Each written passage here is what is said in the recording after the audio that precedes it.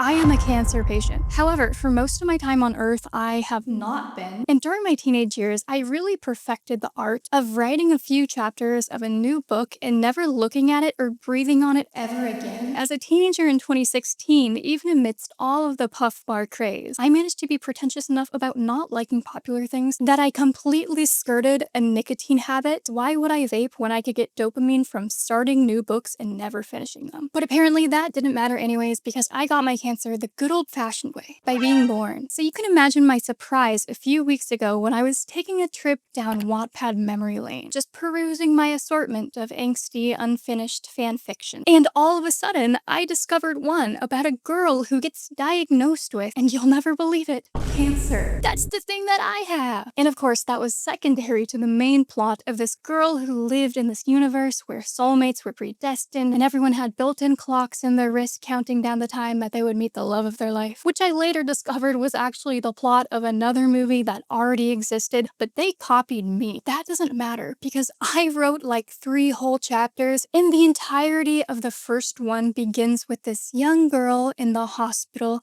with some mystery illness. It's like a mom sold me to One Direction YN situation, except a little bit depressing and makes you bald. Having been a cancer patient for 5 years, I know a lot about cancer, and I cannot wait to rip this to shreds, because it's really bad. For those who don't know me, my name is Eldira, also known online as Semi-Bionic Barbie. When I was 19, I was diagnosed with one of the world's rarest cancers called synovial sarcoma, a soft tissue cancer. Unfortunately, synovial sarcoma sounds like a Harry Potter spell that got left at the drawing board. Since then, I have become a 3-time cancer survivor. Most of me has become a 3-time cancer survivor. I'm 24 years old now, or as we say back in Florida, 24 years young. But when I was 13, I hadn't even a textbook understanding of cancer until I was 14. I thought having cancer itself made your hair fall out. As an honorary 2-time bald person, that is not how that works. But nothing in this book about cancer is how cancer works. So on today's episode of Pick a Struggle, I'm going to be very vulnerable with all of you and read to you my terrible cancer fanfiction. So let's all gather around to point and laugh at my sweet teenage ignorance. This beautifully heartwarming story is called Before It's Over. This is the book cover. I was very proud of it at the time. Can you tell that I was on Tumblr? And without further ado, we start with the classic 2 years ago in bold, underlined, italic text. I squirmed in the soft chair and twisted to crack my back, earning a hard glare from my dad. How long have I been here? 3 hours? Or was it 4? I couldn't remember. This line might be the most accurate part of the entire story. At my local emergency room, you were either dying or you were waiting 4 hours to be seen, and there was no in between. Most of my cancer center appointments, I've had to wait at least an hour for. It's not fun. My stomach churned again, and I brought my knees up to my chest to ease the feeling. Sighing, I blinked at my dad. "What time is it?" I mumbled. 4:38, he scowled back. I like that he's already mad. Well, someone was in a mood. I looked down at the ground and hugged my knees to my chest harder when sharp pain stabbed into my torso again. I can't remember what kind of cancer I gave her, but apparently her tummy hurts. Scratching at the glass embedded in my wrist that read 2 years, 6 months, 52 minutes, 11 seconds, I watched the seconds tick down and shifted my eyes up towards the blank wall. "Anna Gray, Dr. Cat will see you now." Full government name. First off, Anna Gray. I remember I was obsessed with the name Gray back then. I put it in literally every story that I could. Also at the cancer center, when they call you in, they're just saying your last name for the most part. I stood up on wobbly knees. That's me, the classic Wattpad stutter. "Hi, sweetie, just follow me. Is your dad coming?" I looked at him and he rolled his eyes and nodded his head, nodded his head, nodded his head, nodded his head, nodded his head, nodded his head. Fucking shit. I looked at him, he rolled his eyes, and nodded his head yes. Just the worst cliche of every responsible adult being so angry that they have to be responsible. I don't know why he's so mad. That's really just a bit of teenage angst coming through. "Alright, this way," she stated with a definitely fake-looking smile, as if she would pay to be anywhere but here. "Well, guess what, lady? You think I freaking want to be at the hospital at 4:38 in the morning? Huh? Nah," I thought to myself. Of course I wouldn't say it out loud. She would wonder if I was PMSing, so I forced myself to keep my mouth shut. This is golden. We have my internalized misogyny turning into externalized misogyny before our very eyes. We don't need to unpack this one together. Following her and my dad, I shuffled down a sterile-smelling hallway in silence until the furthest room. Dr. Cat, General Health and Pediatrics, it read in shiny gold letters on the door. What do I mean by general health? General health and pediatrics, as if they are different categories. Also, most doctors that I see don't really have an official room. They have a bunch of rooms and you get to see them in whichever one is empty. My hands were shaking as my dad held the door open and waited for me to go in. Hesitating for a moment, I entered the brightly lit room and sat down on the chair on the opposite side of the room from my dad. Glancing around, I saw a cabinet-looking thing on the wall with drawings from little kids stuck to the wall with band-aids. Pretty nifty if you ask me. A few moments later, the door opened with a creak, and in stepped a middle-aged looking lady. It's hilarious that the doctor is immediately there. She walked over to me and flashed a genuine smile, flashing her pearly white teeth. I smiled back, immediately liking her more than the other nurse already. This lady is flashing us a lot. Never mind. So you're gray, huh? She questioned, and I tried not to roll my eyes. She was the doctor. Wasn't she supposed to know this kind of stuff? I really love the fact that I wrote in these stupid questions, then in character responded to those questions, calling them stupid. Yeah, I responded, feeling my heart in my throat. That's such a pretty name. Thanks, I blushed back. So, why are you here? I looked to my dad for help, but he was looking down at his phone, probably playing cards. That is actually a classic dad move. I've been feeling off for a while. I don't really know. Sometimes I get really tired, even when I get enough sleep. I'm really weak sometimes, and my joints hurt. But I guess the main reason I'm here is because I woke up and I had horrible stabbing pain in my stomach and back, and it just got so bad I kind of begged him to take me. I motioned to my dad, who just nodded.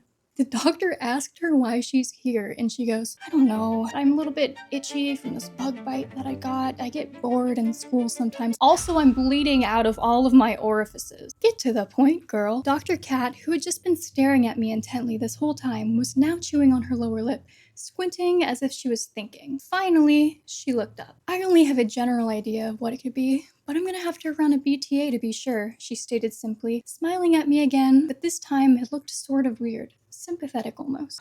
Oh my god. I'm pretty sure BTA just stands for blood test analysis. I definitely just looked up some random medical terminology. Turning her back on me, she rummaged around in a drawer and finally pulled out a clear plastic cup with a white lid in a small white packet. Oh no, no, no, no. Hell no. It's not what I think it is. I need you to pee in this cup.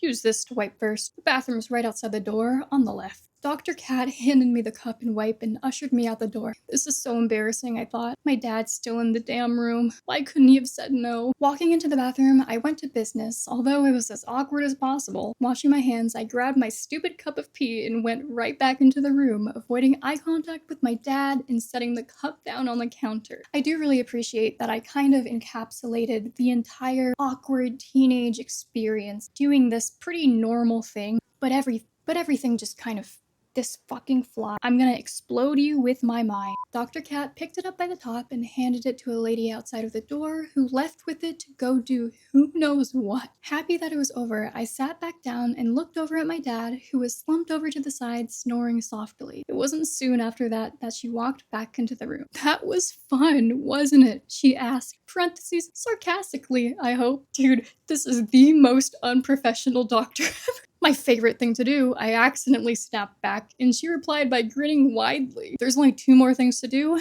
and then we can find out what's wrong. Incredible. This lady knows what's wrong with 3 simple tests. Oh my god, it is never that easy. Also, very rarely are you able to get whatever test you need the same day at the same place. I understand that hospital situations might be a bit different. This is just happening so quickly. Even in the cancer world, appointments and finding out what's wrong takes a surprisingly long time. If you get seen on the same week, you better start writing your will. What the freak? I thought I was done. What do they want me to do next? Shit in a bowl?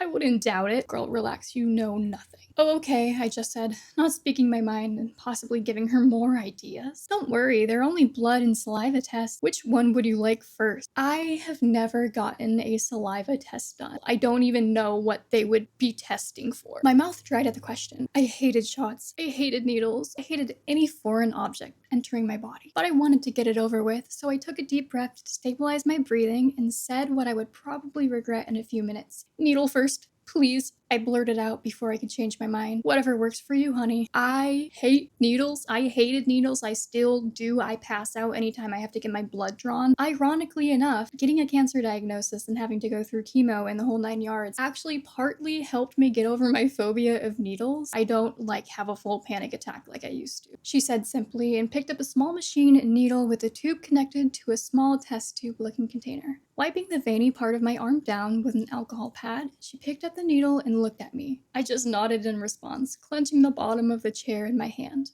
My heart was beating so fast, I was scared it would explode. She grabbed my arm with one hand and moved the needle with her other, slowly pushing it in, which made me wince and hold onto the chair harder, and then she turned on the machine. I have no idea what's going on. First off, why is the doctor doing the blood test? Second off, she did not put that tourniquet around the upper arm. Third off, what is this machine? It made a low humming noise and I felt blood being sucked up into the machine. I watched as it went up the tube and filled up the vial. What is the machine for? Taking the needle out, she then wiped my arm again with a cotton ball and put a band-aid on. Want a sticker or something? She asked jokingly, and I just nodded no in response. This doctor is snarky as hell. Finally, when the saliva test was finished too, I sat down listening to her talk. I just completely glossed over the saliva test. I didn't know anything about it because it's not a thing that they do really. Since we have a lab here at our hospital, the results will actually be back in a few minutes. Just relax until then, she directed, and I nodded, taking out my phone. Pretty much every hospital has a lab. Also, having a lab at a hospital doesn't mean that you get your blood results back in a few minutes. Around 10 minutes later, the doctors came back into the room with a few papers in her hand, which I were assuming were the results. Again, craziest turnaround time ever. Then I saw the look on her face. I'll still remember it today, and probably as long as I live. I'll remember everything that happened that day. With pale skin and apologetic eyes, she walked over to me and placed her hand on mine.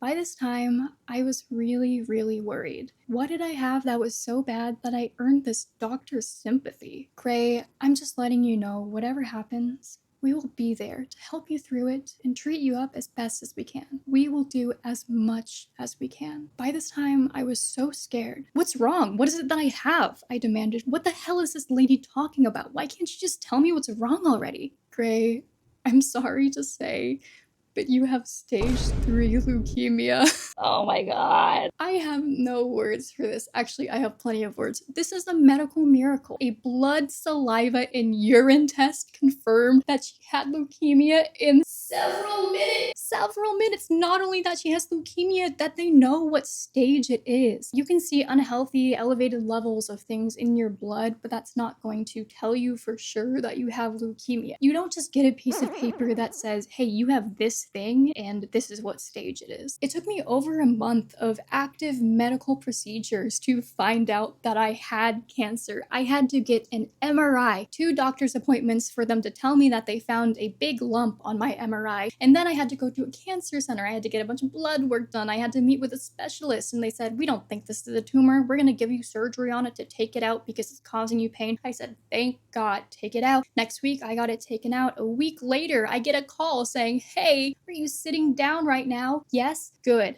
It's cancer. And that's not including the 1.5 years that I spent not being believed. Yeah, this doctor was a little bit snarky, but at least she took this patient seriously. Also, whenever doctors are giving you bad news, they're not supposed to beat around the bush by saying, hey, we're gonna take really good care of you. I promise. They say, hey, you have cancer and we're going to take really good care of you if that's what you want, because you don't have to be treated here. You have options. You're not gonna have a doctor walking in with pale skin and sympathetic eyes saying, I'm so sorry. Part of me wants to say that this story was a roller coaster ride, but it really was not. It was a roller coaster ride that does not go down or up. It goes in a straight line at a very mediocre and unexciting speed. But also, how many people have the unfortunate opportunity to get diagnosed with cancer and then years later find out they wrote a terribly inaccurate cancer fan fiction? Me, I guess. Oh boy, how lucky am I? If you got this far in, thank you you so much for watching. And no, I'm not dying, but my make-a-wish is to get to 20,000 subscribers by the end of the year. So if you like this video, or just think that 13-year-old me is stupid and deserves to be laughed at, I agree, and you should consider saying that in the comments below. I will kiss you on the head and diagnose you with cancer based on the way you smell and your vibe. Okay, bye. She walked over to me and smashed a genuine